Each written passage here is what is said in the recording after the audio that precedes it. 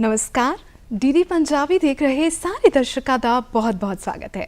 मैं हाँ सविता तो लैके हाजिर हो चुकी हाँ जी प्रोग्राम हैलो डॉक्टर, जिस विच हर हफ्ते असी सेहत संबंधी एक नवा विषय लैके आने हाँ ते उस विषय ते चर्चा करन दे लई साडे नाल मौजूद हुंदे ने एक्सपर्ट डॉक्टर।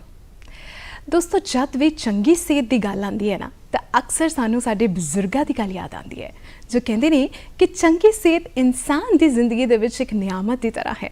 तो जिस कोल भी नियामत है ना वो अपनी जिंदगी दे विच हर चीज़ नू इंजॉय करता होया खुशनुमा तरीके दे नाल अपनी जिंदगी नू व्यतीत कर सकता है। तो जेकर साडे जोड़ां की गल आवे तो साडे जोड़ साडे शरीर नू चलाउण दे विच किन्ने क कारगर ने, इस गल का पता उदों लगता है जदों इन्हां जोड़ां दे विच दर्द पैदा होवे। और इसी दर्द नू जोड़ा दा दर्द जॉइंट पेन्स भी कहते हैं। और जिस भी पेशेंट नू जिस भी इंसान नू ये दर्द उठता है उसनू किन्नियां तकलीफां दा सामना करना पैंदा है ये ਉਹੀ इंसान दस सकता है। लेकिन अज साडे इस प्रोग्राम हैलो डॉक्टर के जरिए असी इन्हां प्रॉब्लम और इस दे इलाज बारे गल करांगे। यानी कि अज दे साडे प्रोग्राम का विषय रहेगा कि जोड़ा दे दर्द की ने, की इहदे सिम्पटम्स हुंदे ने, किस तरीके दे नाल इस बीमारी नू डायग्नोस करके इसका ट्रीटमेंट किया जा सकता है। सो आगाज़ करते हैं अज के साडे इस प्रोग्राम का। और सब तो पहला स्टूडियो दे विच मौजूद साडे अज के गेस्ट का स्वागत करते हैं। सो अज साडे नाल मौजूद ने आर्थराइटिस और joint replacement surgeon doctor Suneet Agarwal. So doctor साहब सब तो पहला बहुत बहुत स्वागत है तुहाडा जी। सो डॉक्टर साहब जिस तरह असीं आर्थराइटिस की गल करिए तो एक टाइम हुंदा सी जदों सिर्फ बजुर्ग सी उन्हां दे विच जिहड़ी प्रॉब्लम है देखण नूं मिलदी सी, बट अज के टाइम दे विच यूथ भी और हर वर्ग दा जिहड़ा इंसान है उसनूं ये प्रॉब्लम दिख रही है। सो मैं सब तो पहला सवाल ये पूछना चाहांगी आर्थराइटिस जॉइंट पेन नूं जे समझना होवे सरल भाषा दे विच तां की है? मैडम बिल्कुल सही। आर्थराइटिस मैडम बेसिकली जॉइंट का खराब होना, मतलब इन्फ्लामेशन ऑफ जॉइंट या जॉइंट का खराब होने नूं आर्थराइटिस कहते हैं। बहुत तरह का हो सकता है जिदा गठिया एक rheumatoid arthritis one type, osteoarthritis जिदा उम्र के हिसाब नाल जिहड़ा कसना है वो एक ऑस्टियोआर्थराइटिस है। एक यूरिक एसिड करके आर्थराइटिस होंदा है जिदा मेटाबॉलिक डिसऑर्डर्स करके हो जाता है। जिहड़े मोस्ट कॉमन टाइप्स हैं तुसीं आपां पंजाबी भाषा च गल करिए तो यही most common type of arthritis है। यही जिहड़े सानू आम तौर पर देखने को मिलणगे, यही जिहड़े आर्थराइटिस जिहड़ा कि जोड़ खराब होना इन्हां नूं असीं आर्थराइटिस कहंदे हैं जी। सो डॉक्टर साहब तुसीं गाउटी आर्थराइटिस की गल की, यूरिक एसिड की गल की। सो यूरिक एसिड साडे शरीर दे विच वधन दा कारण की हुंदा है? मैडम बिल्कुल सही सवाल है कि यूरिक एसिड नॉर्मली ही साडी बॉडी प्रोड्यूस होता है जिहड़ा कि एक्सक्रीट किडनी के थ्रू हो जाता है जी। हुण साडी नॉर्मल डाइट भी यूरिक एसिड होंदा है। ਇਹਦਾ ਸਿੰਪਲ ਸਮਝਣ ਦਾ ਸੌਖਾ ਤਰੀਕਾ ਹੈ ਜੇ ਆਪਾਂ ਚੀਜ਼ਾਂ ਜ਼ਿਆਦਾ ਖਾ ਰਹੇ ਹਾਂ ਜਿਹਨਾਂ 'ਚ ਯੂਰਿਕ ਐਸਿਡ ਜ਼ਿਆਦਾ ਹੈ ਤੇ ਉਹ ਯੂਰਿਕ ਐਸਿਡ ਥੋੜਾ ਵੱਧ ਸਕਦਾ ਹੈ। ਜੇ ਆਪਾਂ ਕੋਈ एक्सक्रीट करने च प्रॉब्लम है यानी कि किडनी कोई प्रॉब्लम है या कोई ड्रग्स इदा नहीं लै रहे हैं तो यूरिक एसिड बढ़ सकता है। हुण सवाल ये उठता है कि किहड़ी चीज़ां च असी ज़्यादा है जिन्हां च यूरिक एसिड बढ़ सकता है, जिदा कि एल्कोहल हो गया, नॉन वेज हो गया, रेड मीट इंडिया चलो घट यूज होंदा बट मीट नॉन वेज ये चीज़ां एल्कोहल बीयर ये चीज़ां ज़्यादा यूरिक एसिड प्रोड्यूस करदियां हैं। कुछ बंदियां च यूरिक एसिड प्रोडक्शन ही ज़्यादा होंदी है, उन्होंने प्यूरिन प्रोड्यूसर जिहड़े होंदे हैं उन्हां च हेरिडिटरीली ज़्यादा यूरिक एसिड बन सकता है। वो आप कैटेगरी साइड पर रखिए बट मोस्ट कॉमन टाइप जिहड़े हैं जो खान च या एक्सक्रीशन प्रॉब्लम हो रही है तो उन्होंने यूरिक एसिड ज़्यादा हो सकता है। दैट मीनस लाइफ स्टाइल और डाइट नूं जे आपां सही कर लिए तो एटलीस्ट आपां गाउटी आर्थराइटिस तो बच सकते हैं। बिल्कुल बिल्कुल बिल्कुल सही मैडम। एफलुएंट सोसाइटीज़ पंजाब एक एफलुएंट सोसाइटी काउंट होंदा है तो इन्हां च बड़ा कॉमन है कि खान पान का सिस्टम जिहड़ा है गड़बड़ है तो उन्हां च ये बड़ा कॉमन है कि यूरिक एसिड दी आर्थराइटिस नाल पेशेंट लोग बहुत ज़्यादा सफ़र करते हैं जी जी जी। डॉक्टर साहब हर बीमारी नूं लैके तौर पर आम तौर पर धारणा रहिंदी है कि कुछ बीमारियां जिहड़ियां ने हैरिडिटरी होंदियां ने, जेनेटिकली पास हो जांदियां ने। सो कि आर्थराइटिस नूं लैके भी इस तरह है? मैडम ऐसा नहीं है कि इदा नहीं होंदा कि थोड़ी मदर नूं है थोनों भी हो जाएगा जी। शुगर थोड़े मदर नूं है शुगर इदा हो जाएगी, आर्थराइटिस थोड़े पेरेंट्स नूं है थोनों भी हो जाएगा। ਬਹੁਤ ਚੀਜ਼ਾਂ ਬਹੁਤ ਮਲਟੀ ਫੈਕਟੋਰੀਅਲ ਹੈ, ਮਤਲਬ ਤੁਹਾਡਾ এনवायरमेंट ਕੀ ਹੈ, ਤੁਹਾਡਾ ਬੋਡੀ ਦਾ ਫਿਜ਼ੀਕ ਕੀ ਹੈ, ਤੁਸੀਂ ਕਿਹੜੀ ਐਕਸਰਸਾਈਜ਼ ਖਾਣਾ ਕੀ ਖਾਂਦੇ ਹੋ, ਇਹ ਦਿਸ ਆਲ ਮਲਟੀ ਫੈਕਟੋਰੀਅਲ। ਇਹ ਕਹਿਣਾ ਕਿ ਮਦਰ ਨੂੰ ਹੈ ਤਾਂ ਡਾਕਟਰ ਨੂੰ ਹੋਏਗਾ, ਇਟ ਇਜ਼ ਨਾਟ ਰਾਈਟ, ਮਤਲਬ ਇਹ ਸਹੀ ਚੀਜ਼ ਨਹੀਂ ਹੈ, ਇਦਾਂ ਨਹੀਂ ਹੁੰਦਾ। ਕਿਉਂਕਿ ਅਕਸਰ ਲੋਕਾਂ ਨੂੰ ਇਹ ਧਾਰਨਾ ਰਹਿੰਦੀ ਹੈ ਕਿ ਇਹ ਬਿਮਾਰੀ ਅਗਰ ਹੈ ਤੇ ਉਹ ਹੈ ਜੀ।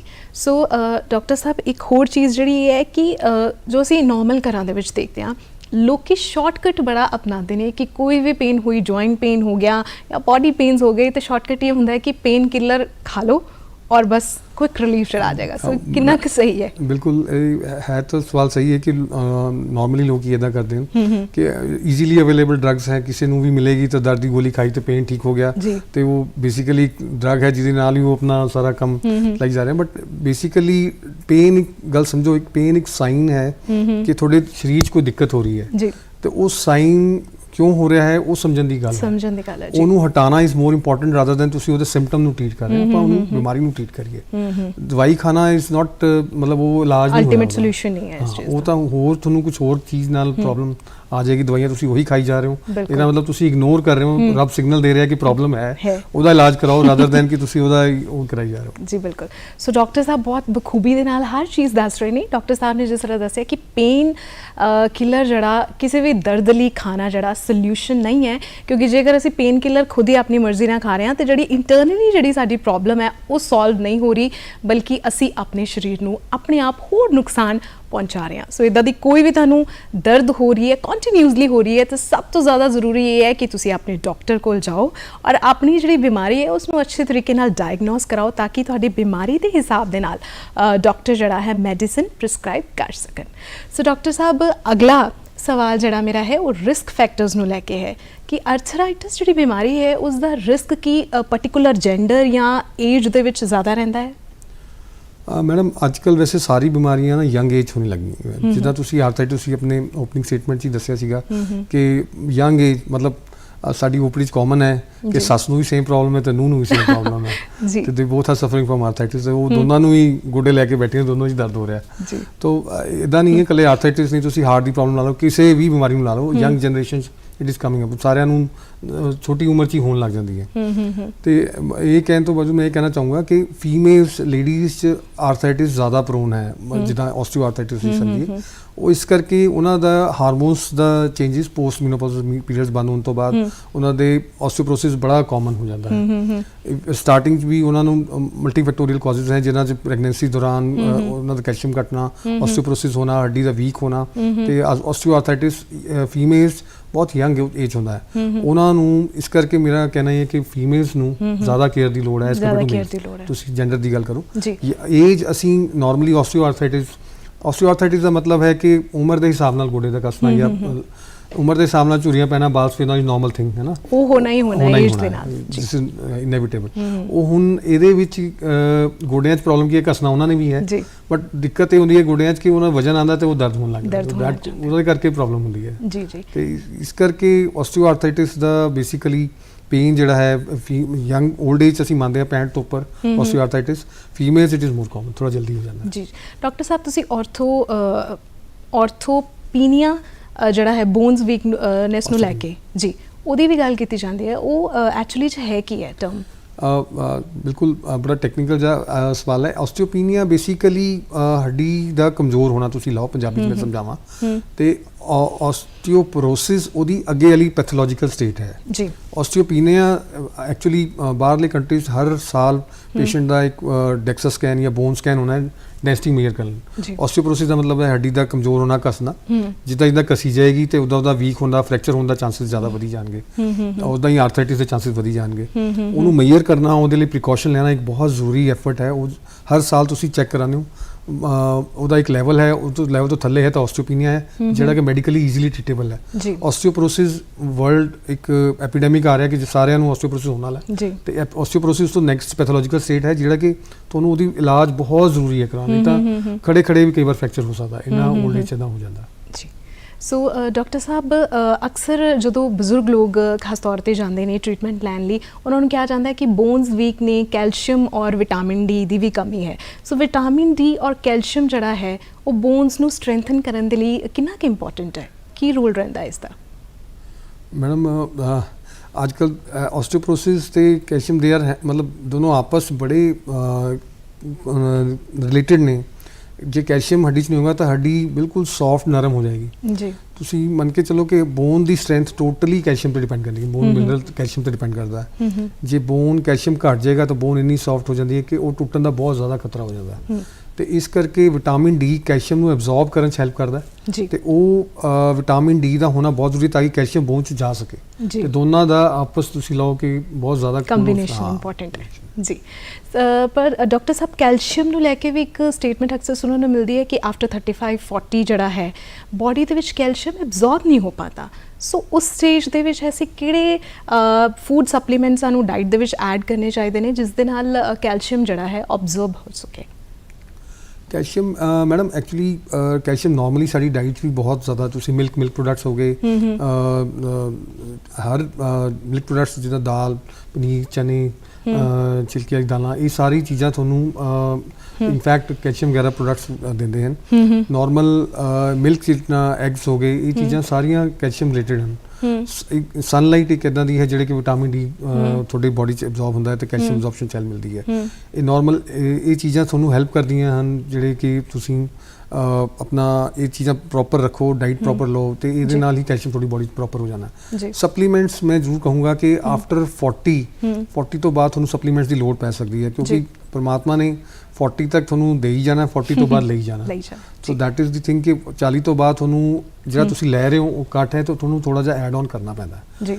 ਬੈਟਰ ਥਿੰਗ ਇਹ ਰਹਿੰਦੀ ਹੈ ਕਿ ਤੁਸੀਂ ਆਪਣੇ ਡਾਕਟਰ ਨੂੰ ਦਿਖਾਓ, ਉਹ ਤੁਹਾਡਾ ਇੱਕ ਟੈਸਟ ਕਰਨਗੇ, ਟੈਸਟ ਕਰਕੇ ਦੱਸਣਗੇ ਕਿੰਨਾ ਘੱਟ ਹੈ ਤਾਂ ਉਸ ਹਿਸਾਬ ਨਾਲ। ਇੱਦਾਂ ਨਹੀਂ ਹੈ ਕਿ ਤੁਸੀਂ ਇੱਕ ਵਾਰ ਸ਼ੁਰੂ ਕੀਤਾ, ਕੈਲਸ਼ੀਅਮ ਇੱਕ non water soluble, vitamin D non water soluble ਹੈ, ਫੈਟ ਸੋਲੂਬਲ ਹੈ, ਤੁਸੀਂ ਇੰਡੈਫੀਨੇਟਲੀ ਲਗਾਤਾਰ ਨਹੀਂ ਖਾ ਸਕਦੇ। ਤੁਹਾਨੂੰ ਇੱਕ ਰਿਸਟ੍ਰਿਕਸ਼ਨ ਹੈ ਕਿ 3 ਮਹੀਨੇ ਜਾਂ 6 ਮਹੀਨੇ ਤੁਹਾਡੇ ਡਾਕਟਰ ਤੁਹਾਨੂੰ ਪ੍ਰਿਸਕ੍ਰਾਈਬ ਕਰਨਗੇ, ਉਸ ਤੋਂ ਬਾਅਦ ਬੰਦ ਕਰਨਾ ਹੈ, ਫਿਰ ਲੈਵਲ ਚੈੱਕ ਕਰਨਾ ਹੈ। ਇੰਡੈਫੀਨੇਟਲੀ ਹਰ ਚੀਜ਼ ਲਈ ਤੁਸੀਂ ਨਹੀਂ ਖਾ ਸਕਦੇ, ਨਹੀਂ ਲੈਣਾ, ਨੁਕਸਾਨ ਕਰੇਗਾ। ਸੋ ਜਿਸ ਤਰ੍ਹਾਂ ਡਾਕਟਰ ਸਾਹਿਬ ਦੱਸ ਰਹੇ ਨੇ ਹਰ ਇੱਕ ਚੀਜ਼ ਨੂੰ ਕਿ ਜੇਕਰ ਇਸ ਦਾ ਲੈਵਲ ਘੱਟ ਵੀ ਹੈ ਤਾਂ ਤੁਸੀਂ ਡਾਕਟਰ ਸਾਹਿਬ ਦੇ ਕੋਲ ਆਪਣੇ ਜਿਸ ਵੀ ਡਾਕਟਰ ਕੋ ਟ੍ਰੀਟਮੈਂਟ ਕਰਾ ਰਹੇ ਹੋ ਉਹਨਾਂ ਕੋ ਪ੍ਰਿਸਕ੍ਰਿਪਸ਼ਨ ਬੇਸਡ ਤੇ ਹੀ ਉਸ ਦੀ ਇੱਕ ਪਾਰਟਿਕੂਲਰ ਮਾਤਰਾ ਲਓ। ਇਹ ਨਹੀਂ ਕਿ ਤੁਸੀਂ ਉਹਨੂੰ ਕੰਟੀਨਿਊਸਲੀ ਲਈ ਜਾ ਰਹੇ ਹੋ। ਸੋ ਇਸ ਚੀਜ਼ ਦਾ ਫਿਰ ਅਲਟੀਮੇਟਲੀ ਨੁਕਸਾਨ ਵੀ ਹੋ ਸਕਦਾ ਹੈ। ਡਾਕਟਰ ਸਾਹਿਬ ਅਸੀਂ ਡਾਈਟ ਦੀ ਗੱਲ ਕਰ ਰਹੇ ਸੀ, ਫੂਡ ਸਪਲੀਮੈਂਟਸ ਦੀ ਗੱਲ ਕਰ ਰਹੇ ਸੀ। ਸੋ ਹੋਰ ਐਸੇ ਕਿਹੜੀਆਂ ਐਡੀਸ਼ਨਲ ਚੀਜ਼ਾਂ ਨੇ ਜਿਨ੍ਹਾਂ ਨੂੰ ਐਡ ਕਰ ਸਕਦੇ ਹਾਂ ਔਰ ਖਾਸ ਤੌਰ ਤੇ ਆਰਥਰਾਈਟਿਸ ਦੇ ਪੇਸ਼ੈਂਟਸ ਦੇ ਲਈ ਡਾਕਟਰਸ ਦੀ ਇੱਕ ਲੰਬੀ ਲਿਸਟ ਜੇ ਇਹ ਹੁੰਦੀ ਹੈ ਕਿ ਕੀ ਲੈਣਾ ਚਾਹੀਦਾ ਹੈ ਤੇ ਕੀ ਐਕਸਕਲੂਡ ਕਰਨਾ ਚਾਹੀਦਾ ਹੈ, ਕਿਹਨਾਂ ਚੀਜ਼ਾਂ ਨੂੰ ਅਵੋਇਡ ਕਰਨਾ ਚਾਹੀਦਾ ਹੈ, मैं चाहूँगी कि तुसी भी सारे दर्शकों को ज़रूर दसो। मैडम अगर हम डाइट पे चैप्टर शुरू करें तो यहाँ रात हो जाएगी। डाइट का एक सिंपल प्रिंसिपल है, मतलब ये चीज़ मैं ये नहीं दस रहा कि पंजाबियां ली हैं, ये एक सिंपल लॉजिक तो सिंपल प्रिंसिपल है जी। जो थोनू लोकल रीजनल एंड सीजनल मिलता है, मतलब तुसी जिस एरिया च रहिंदे हो, चाहे पंजाब है चाहे हरियाणा है चाहे किथे भी वॉट एवर किहड़ी जगह च, जो उत्थे सीजनल है ना, परमात्मा ने उस हिसाब नाल तुहानू दिता है कि गर्मी है तो तुसी ये खाना है, सर्दी है तो तुसी यह खाना है, साग पालक वॉट एवर जो भी थोड़े सीजन मिलता है। ये नहीं कि चीया सीड्स उत्थों इंपोर्ट करके आने हैं तो तुसी वो चीया सीड्स ही खाने हैं। इदां जो लोकल साडे कोल इन्नी चीज़ां रागी ज्वार बाजरा इन्ना कुछ साडे कोल है, वी डोंट नीड कि किसी होर दा, हर परमात्मा ने हर जगह ते उधर चीज़ दी है। तुसी कोई भी चीज़ पैकेट वाली नहीं खानी, जिहड़ी कि फ्रोजन होए, अपना देसी घी नॉर्मल खाओ, मतलब इस चीज़ से मैं एंड ही नहीं होना। ते रिफाइंड ये सब चीज़ां they are not useful, Dalda हो गया, रिफाइंड हो गया, दे आर हार्मफुल। तुसी कोई ये चीज़ां जोड़ी थोड़े जिहड़े बजुर्ग कहते आए हैं पुराने ज़माने तो कि लोकल सीजनल रीजनल खाओ, वो कमर्शलाइजेशन ने सारी चीज़ां बिगाड़ती हैं। अब देसी घी दी ऐड एक अपना किसान तो जाके देगा नहीं जी। एक रिफाइंड दी ऐड सारे टीवी च आ रही है, एक हार्ट जो बड़ा बना के उसी को दे जा रहे हो, इट इज़ रियली टॉक्सिक, थोड़े जॉइंट्स ਨੂੰ ਖਰਾਬ ਕਰਦਾ basically. In fact your desi ghee is more pure than your Dalda और जो ਤੁਸੀਂ वो खा रहे हो। मेरा कहना ये है कि तुसी जो ਤੁਹਾਨੂੰ सीजनल फ्रूट है वो खाओ, ਜਿਹੜਾ ਤੁਹਾਡੇ ਏਰੀਆ 'ਚ ਅਵੇਲੇਬਲ ਹੈ ਉਹ ਖਾਓ। डिपेंड नहीं करना कि कोई रेफ्रिजरेटेड चीज़ां ਤੁਸੀਂ खा रहे हो तो अपना ਹੋਰ ਜ਼ਿਆਦਾ ਨੁਕਸਾਨ ਕਰ ਰਹੇ ਹੋ ਜੀ। ਸੋ ਡਾਕਟਰ ਸਾਹਿਬ ਅਵੋਇਡ ਕਿਹੜੀਆਂ ਚੀਜ਼ਾਂ ਕਰਨੀਆਂ ਚਾਹੀਦੀਆਂ ਨੇ ਆਰਥਰਾਈਟਿਸ?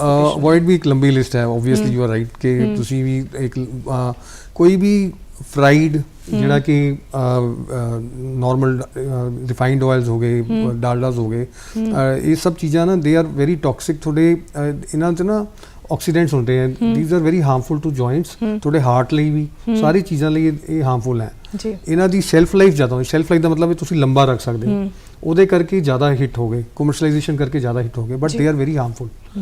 ਇਹ ਫੈਟ ਵਾਲੀ ਚੀਜ਼ਾਂ, ਤੁਸੀਂ ਸ਼ੂਗਰੀ ਚੀਜ਼ਾਂ ਜਿੱਦਾਂ ਹੈ, ਜਿੱਦਾਂ ਕੋਲਡ ਡਰਿੰਕਸ ਹੋ ਗਏ ਜਿਹਨਾਂ ਸ਼ੂਗਰ ਬਹੁਤ ਜ਼ਿਆਦਾ ਹੈ, ਓਵਰਆਲ ਪਾਇਆ ਹੈ ਕਿ ਗਿਆ ਕਿ ਫੈਟ ਤੋਂ ਜ਼ਿਆਦਾ ਸ਼ੂਗਰ ਜ਼ਿਆਦਾ ਹਾਰਮਫੁਲ ਹੈ ਤੁਹਾਡੇ ਲੀਵਰ ਲਈ, ਤੁਹਾਡੇ ਜੁਆਇੰਟਸ ਲਈ, these are more oxidant producing.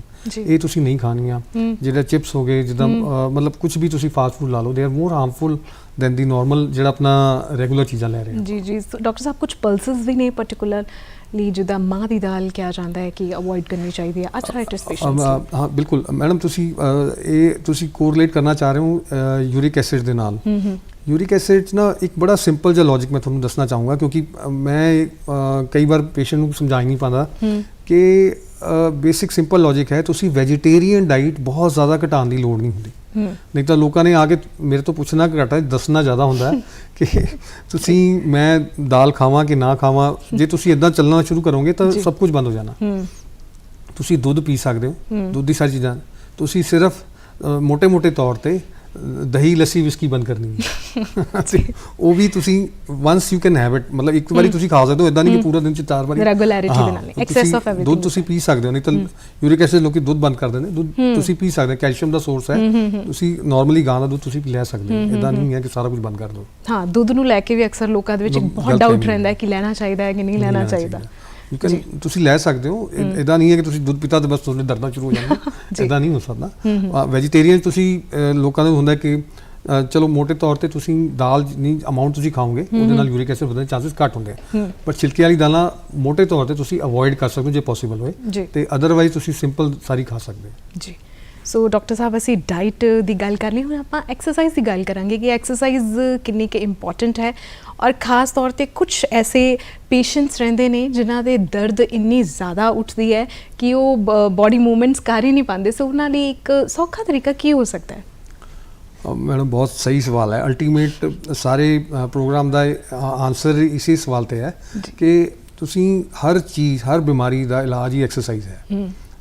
ਤੁਸੀਂ ਸਮਝੋ ਗੱਲ ਕਿ ਐਕਸਰਸਾਈਜ਼ ਦਾ ਇੱਕ ਸਿੰਪਲ ਪ੍ਰਿੰਸੀਪਲ ਹੈ, ਕੋਈ ਵੀ ਬਿਮਾਰੀ ਹੋਵੇ, ਜਦ ਪੇਨ ਹੋ ਰਿਹਾ ਤਾਂ ਐਕਸਰਸਾਈਜ਼ ਨਹੀਂ ਕਰਨੀ ਜੀ, ਕਿਸੇ ਵੀ ਪੇਨ 'ਚ ਤੁਸੀਂ ਐਕਸਰਸਾਈਜ਼ ਨਹੀਂ ਕਰਨੀ, ਪਹਿਲੀ ਗੱਲ। ਦੂਜੀ ਗੱਲ, ਜਦ ਪੇਨ ਜ਼ਿਆਦਾ ਹੈ ਤੁਸੀਂ ਉਹਨੂੰ ਆਈਸ ਕਰੋਗੇ, ਥੋੜੀ ਬਹੁਤ ਦਵਾਈ ਲਓਗੇ, ਕੁਛ ਵਟਐਵਰ, ਪੇਨ ਜਦ ਸਬਸਾਈਡ ਜਾਂ ਬੰਦ ਹੋ ਜਾਏਗਾ ਫਿਰ ਤੁਸੀਂ ਐਕਸਰਸਾਈਜ਼ ਕਰਨੀ। ਚਾਹੇ ਬੈਕ ਪੇਨ ਹੈ, ਚਾਹੇ ਆਸਟੀਓਆਰਥਰਾਈਟਿਸ ਪੇਨ ਹੈ, ਚਾਹੇ ਗਠੀਏ ਦੀ ਪੇਨ ਹੈ, ਕੋਈ ਵੀ ਪੇਨ ਹੋਏ, ਤੁਸੀਂ ਬੇਸਿਕਲੀ ਐਕਸਰਸਾਈਜ਼ ਨਹੀਂ ਕਰਨੀ। ਐਕਸਰਸਾਈਜ਼ ਤੁਹਾਨੂੰ ਡਾਕਟਰ ਤੁਹਾਡੇ ਦੱਸਣਗੇ ਕੁਝ ਐਕਸਰਸਾਈਜ਼। ਮੈਂ I am not in against, yoga is very good method, ਤੁਸੀਂ ਸਾਰੇ ਪ੍ਰੋਸੀਜਰ ਫੋਲੋ ਕਰ ਸਕਦੇ ਹੋ। ਤੁਹਾਡੇ ਡਾਕਟਰ ਤੁਹਾਨੂੰ ਐਡਵਾਈਸ ਕਰ ਦੇਣਗੇ ਕਿਹੜੀ ਨਹੀਂ ਕਰਨੀ, ਉਹਦਾ ਵੀ ਇੱਕ ਸਿੰਪਲ ਪ੍ਰਿੰਸੀਪਲ ਹੈ। ਜੇ ਤੁਹਾਡੇ ਯੋਗਾ ਐਕਸਰਸਾਈਜ਼ ਕਰਦੇ ਆ, ਕਿਸੇ ਵੀ ਐਕਸਰਸਾਈਜ਼ ਪੇਨ ਹੁੰਦਾ ਹੈ ਉਹ ਤੁਸੀਂ ਅਵੋਇਡ ਕਰ ਸਕਦੇ ਹੋ। ਸਿੰਪਲ ਤੁਸੀਂ ਸਾਈਕਲਿੰਗ, ਆਰਥਰਾਈਟਿਸ ਸਪੈਸੀਫਿਕਲੀ ਬਹੁਤ ਅੱਛੀ ਐਕਸਰਸਾਈਜ਼ ਮੰਨੀ ਗਈ ਹੈ।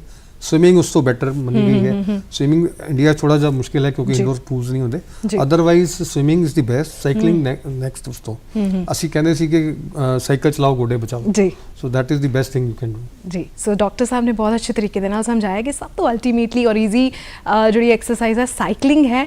ਸਾਈਕਲਿੰਗ ਦੇ ਨਾਲ ਤੁਸੀਂ ਫਰੈਸ਼ ਹਵਾ ਵੀ ਲੈ ਸਕਦੇ ਹੋ ਔਰ ਨਾਲ ਦੇ ਨਾਲ ਤੁਸੀਂ ਆਰਥਰਾਈਟਿਸ ਵਰਗੀ ਜਿਹੜੀ ਪ੍ਰੋਬਲਮ ਹੈ ਉਸ ਤੋਂ ਵੀ ਨਿਜਾਤ ਪਾ ਸਕਦੇ ਹੋ।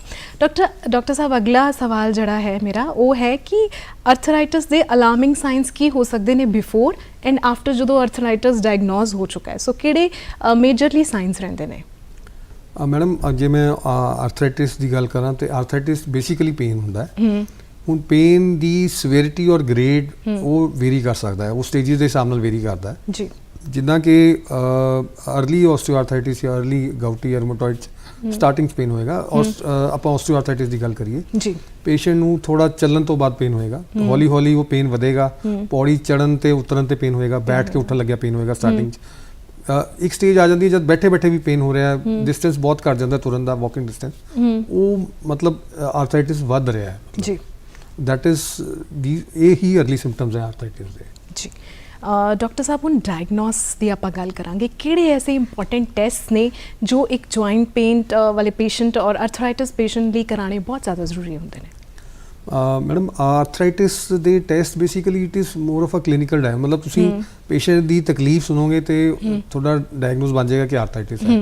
ਹੁਣ ਕਿਹੜੇ ਵਾਲਾ ਆਰਥਰਾਈਟਿਸ ਹੈ ਉਹ ਥੋੜੇ ਬਹੁਤ ਟੈਸਟ ਜਾਂ ਐਕਸਰੇ, ਸਭ ਤੋਂ ਪਹਿਲਾਂ ਪੇਸ਼ੈਂਟ ਦੀ ਹਿਸਟਰੀ ਤੇ ਐਗਜ਼ਾਮੀਨੇਸ਼ਨ ਤੇ ਹੀ ਬਣ ਜਾਂਦਾ ਹੈ ਕਿ ਜੀ। ਕਿਹੜਾ ਆਰਥਰਾਈਟਿਸ ਹੈ ਜੀ ਇਨਫੈਕਟ ਰੂਮੇਟੋਇਡ ਆਰਥਰਾਈਟਿਸ ਜਿਹੜਾ ਗਠੀਆ ਵਾਲਾ ਆਰਥਰਾਈਟਿਸ ਹੈ ਜੀ। ਉਹ ਮੋਸਟ ਆਫ ਟਾਈਮਸ ਕਈ ਵਾਰ ਟੈਸਟ ਗਠੀਆ ਆਰ ਫੈਕਟਰ ਨੈਗੇਟਿਵ ਆਏਗਾ ਤੇ ਬੰਦੇ ਦੇ ਦਿਮਾਗ ਹੈ ਕਿ ਇਹ ਤਾਂ ਮੇਰੇ ਗਠੀਆ ਨਹੀਂ ਹੈ ਬਟ ਹੁੰਦਾ ਕੀ ਹੈ ਕਿ it is more of a clinical diagnosis clinical ਤੇ ਜਿੱਦਾਂ ਡਾਕਟਰ ਨੂੰ ਪਤਾ ਹੁੰਦਾ ਹੈ ਕਿ ਗਠੀਆ ਹੈ ਆਰ ਨੈਗੇਟਿਵ ਹੈ ਤਾਂ ਸੀਰੋ ਨੈਗੇਟਿਵ ਹੈ ਮਤਲਬ ਗਠੀਆ ਫੇਰ ਵੀ ਹੋ ਸਕਦਾ ਜੀ ਯੂਰਿਕ ਐਸਿਡ ਜ਼ਿਆਦਾ ਹੈ ਤਾਂ ਯੂਰਿਕ ਐਸਿਡ ਵਾਲਾ ਆਰਥਰਾਈਟਿਸ ਹੈ ਐਕਸ-ਰੇ ਜੇ ਗੋਡਾ ਕਸਿਆ ਆ ਰਿਹਾ ਤੇ ਆਰਥਰਾਈਟਿਸ ਹੈ ਜੀ ਤੇ ਮੋਸਟ ਆਫ ਟਾਈਮਸ ਐਕਸ-ਰੇ ਜਾਂ ਈਐਸਆਰ ਸੀਆਰਪੀ ਆਰ ਫੈਕਟਰ ਥੋੜੇ ਜਿਹੇ ਟੈਸਟ ਕਰਾ ਕੇ ਜੀ ਡਾਕਟਰ ਕੋਲ ਜਾਓ ਉਹ ਥੋੜੇ ਟੈਸਟ ਕਰਾਉਣਗੇ ਜੀ ਉਸ ਤੋਂ ਫਿਰ ਕਲੀਅਰ ਹੋ ਜਾਏਗਾ ਕਿਹੜੇ ਵਾਲਾ ਉਹ ਆਰਥਰਾਈਟਿਸ ਹੈ ਜੀ ਹੁਣ ਡਾਕਟਰ ਸਾਹਿਬ ਅਸੀਂ ਆਪਣੇ ਟ੍ਰੀਟਮੈਂਟ ਦੇ ਵੱਲ ਆਉਂਦੇ ਹਾਂ ਕਿ ਉਹ ਅਲਟੀਮੇਟਲੀ ਕਿਹੜੇ ਸਾਇੰਸ ਨੇ ਜਿਸ ਤੋਂ ਬਾਅਦ ਇੱਕ ਪੇਸ਼ੈਂਟ ਨੂੰ ਡਿਸਾਈਡ ਕਰ ਲੈਣਾ ਚਾਹੀਦਾ ਹੈ ਕਿ ਹੁਣ ਮੈਨੂੰ ਜਿਹੜਾ ਹੈ ਸਰਜਰੀ ਵੱਲ ਅੱਗੇ ਵਧਣਾ ਚਾਹੀਦਾ ਹੈ ਔਰ ਟ੍ਰੀਟਮੈਂਟ ਜਿਹੜਾ ਕਿਸ ਤਰੀਕੇ ਦੇ ਨਾਲ ਕੀਤਾ ਜਾਂਦਾ ਆਰਥਰਾਈਟਿਸ ਪੇਸ਼ੈਂਟ ਦਾ ਮੈਡਮ ਬੜਾ ਸਹੀ ਸਵਾਲ ਹੈ ਇਹ ਐਕਚੁਅਲੀ ਨਾ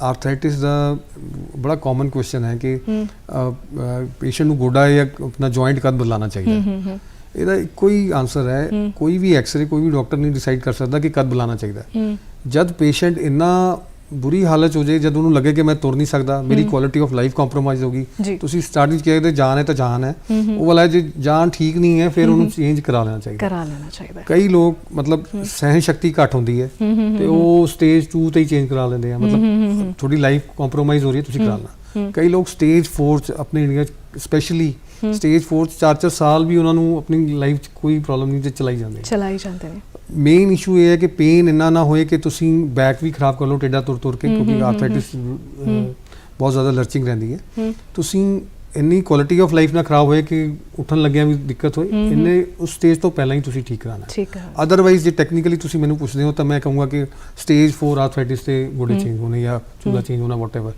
ਬਟ ਅਸਲੀ ਚ ਪੁੱਛੋ ਤੇ ਜੇ ਪੇਸ਼ੈਂਟ ਅਨਬੀਅਰੇਬਲ ਦਰਦ ਬਹੁਤ ਜ਼ਿਆਦਾ ਹੋਏ ਤੁਰਿਆ ਨਾ ਜਾਏ ਕੁਆਲਿਟੀ ਆਫ ਲਾਈਫ ਕੰਪਰੋਮਾਈਜ਼ ਹੋ ਰਹੀ ਹੈ ਤਾਂ ਉਹਨੂੰ ਚੇਂਜ ਕਰਨਾ ਚਾਹੀਦਾ ਸੋ ਡਾਕਟਰ ਸਾਹਿਬ ਨੇ ਬੜੀ ਬਖੂਬੀ ਦੇ ਨਾਲ ਇੱਕ ਚੀਜ਼ ਸਮਝਾਈ ਹੈ ਕਿ ਡਰਨ ਦੀ ਬਿਲਕੁਲ ਲੋੜ ਨਹੀਂ ਹੈ ਤੁਹਾਨੂੰ ਥੋੜਾ ਜਿਹਾ ਆਪਣੇ ਆਪ ਦੇ ਉੱਤੇ ਆਪ ਹੀ ਕੰਮ ਕਰਨਾ ਪਏਗਾ ਕਿ ਦਰਦ किस लेवल तक है अगर वो बियरेबल है तो फिर ठीक है अगर वो बहुत ज़्यादा वध गया है तो डॉक्टर दे नाल सलाह करके तुसी सर्जरी दे वाल अगे वध सकते हो लेकिन घबराने की कोई लोड़ नहीं एडवांसमेंट साडी टैक्नोलॉजी इन्नी ज़्यादा आ चुकी है कि बहुत घट समय दे विच और पेनलैस तरीके दे नाल ट्रीटमेंट जिहड़ा कीता जा सकता है सो डॉक्टर साहब समय बहुत ही थोड़ा रह गया है मैं चाहांगी कि जाते जाते तुसी एक मैसेज जिहड़ा है सारे पेशेंट्स नूं जरूर दो मैडम मेरा स्नेहा यही है सारिਆਂ ਨੂੰ कि हेल्दी लाइफ जियो एक्सरसाइज करो एक हफ्ते च घट्टो घट 2.5 घंटे तो तुसी एक्सरसाइज करो जी एक हफ्ते 2.5 घंटे कोई खास गल नहीं है जी एटलीस्ट खाना जिहड़ी साडी दादियां नानियां कह के गईयां वो अज दी डेट च बहुत सही है जी ਡਾਈਟਿੰਗ ਕਰਨ ਦੀ ਲੋੜ ਨਹੀਂ ਹੈ ਡਾਈਟਿੰਗ ਤੋਂ ਜ਼ਿਆਦਾ ਐਕਸਰਸਾਈਜ਼ ਦੀ ਲੋੜ ਹੈ ਸਾਨੂੰ weight ਘਟਾਉਣ ਲਈ ਪਤਾ ਨਹੀਂ ਕੌਣ ਸੀ ਮੇਰਾ ਕਹਿਣਾ ਇਹੀ ਹੈ ਕਿ ਜੋ ਸਾਡੇ ਬਜ਼ੁਰਗਾਂ ਨੇ ਕਿਹਾ ਉਹ ਆਉਣ ਵਾਲੇ ਟਾਈਮ 'ਚ ਸਦੀਆਂ ਤੱਕ ਸਹੀ ਰਹਿਣਾ ਐਕਸਰਸਾਈਜ਼ ਕਰੋ ਤੇ ਸਿਹਤ ਬਣਾਓ ਤੇ ਚੰਗਾ ਖਾਓ ਜੀ ਬਿਲਕੁਲ ਸੋ ਡਾਕਟਰ ਸਾਹਿਬ ਤੁਸੀਂ ਸਮਾਂ ਕੱਢ ਕੇ ਸਾਡੇ ਸਟੂਡੀਓ 'ਚ ਆਏ ਬਹੁਤ ਬਹੁਤ ਤੁਹਾਡਾ ਸਵਾਗਤ ਔਰ ਅੱਜ ਸਾਨੂੰ ਸਾਡੇ ਪ੍ਰੋਗਰਾਮ ਦੇ ਵਿੱਚ ਹੋਰ ਸਮਾਂ ਇਜਾਜ਼ਤ ਨਹੀਂ ਦੇ ਰਿਹਾ ਕਿ ਅਸੀਂ ਪ੍ਰੋਗਰਾਮ ਨੂੰ ਹੋਰ ਅੱਗੇ ਵਧਾਈਏ ਸੋ ਅੱਜ ਦੇ ਸਾਡੇ ਇਸ ਪ੍ਰੋਗਰਾਮ ਦੇ ਵਿੱਚ ਸਾਨੂੰ ਦਿਓ ਇੱਥੇ ਇਜਾਜ਼ਤ ਅਗਲੇ ਹਫਤੇ फिर हाजिर होवांगे एक नवे विषय दे नाल तद तक लिए इजाजत दियो नमस्कार।